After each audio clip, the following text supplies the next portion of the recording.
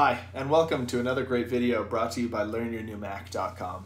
Today we're going to be talking about cleaning up events in iPhoto.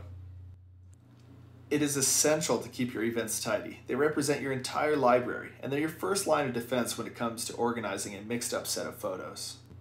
Events are intended to be used just as they sound, for events such as a birthday party, a wedding, or a barbecue.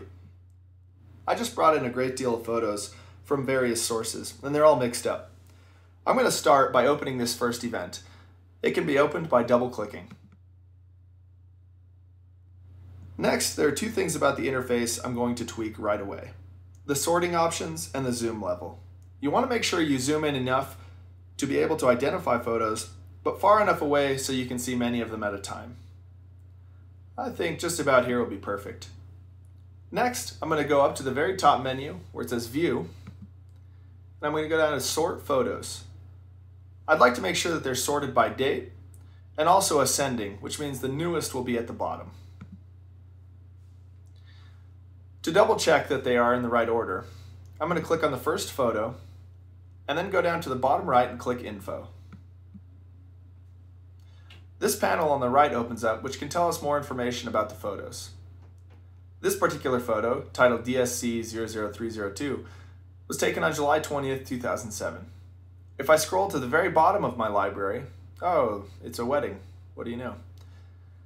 The bottom photo is actually just taken in October of 2011.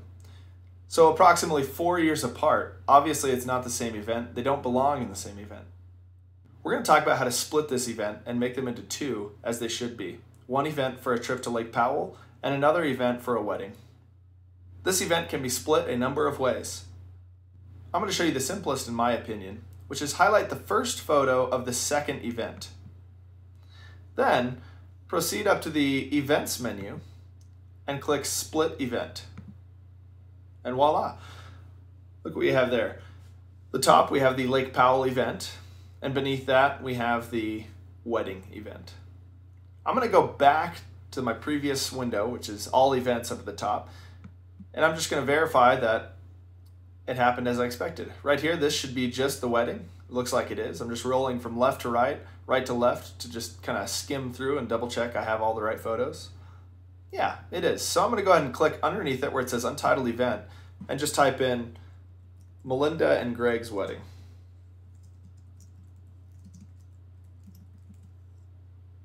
Great. Now this one before it, I know is just Lake Powell. So I'm going to click underneath it, and it has kind of an odd name, and I'm just going to change that to say Lake Powell 2007.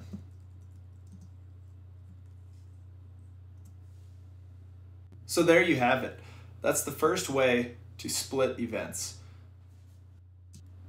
So I've gone through and split a few more events.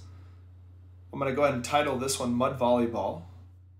Now if you notice, I also have another event down here at the bottom right that says Mud Volleyball. So there's two things happening here. These photos may have been brought in from a separate source. It's tough to say. But notice they're not next to each other even though they're the same date. So again, I need to make sure that I'm sorting all of my events chronologically. So I'm going to go up to View.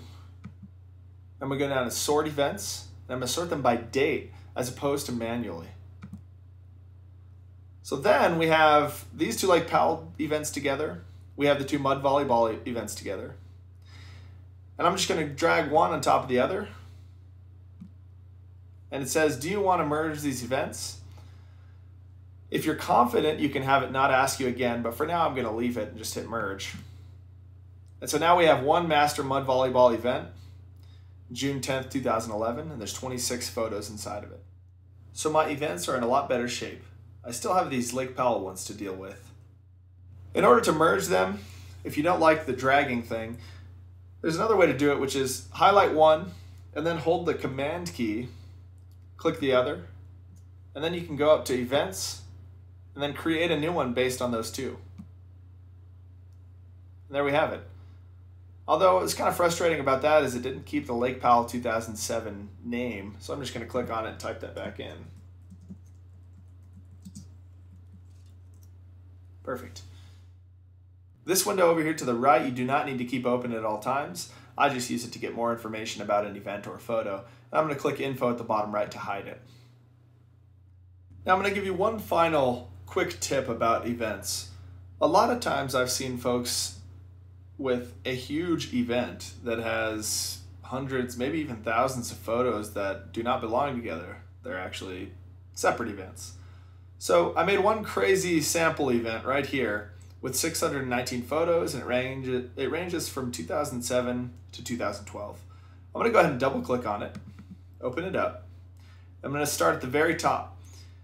This one really isn't so bad because they actually all have correct dates on them. Later we'll talk about how to change dates on photos.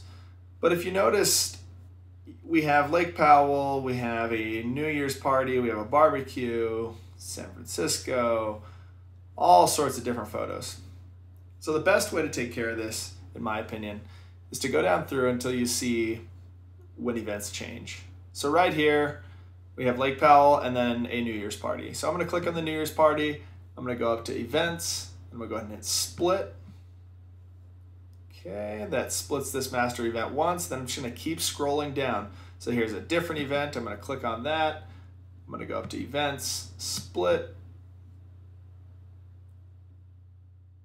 Now, kind of an optional move is to rename the events as you split them. So this one, I can go ahead and click on it and type in barbecue. Anyways, I can keep going down through this 600 photos, splitting them every time I see a new event. And that's a great way to take care of a humongous event.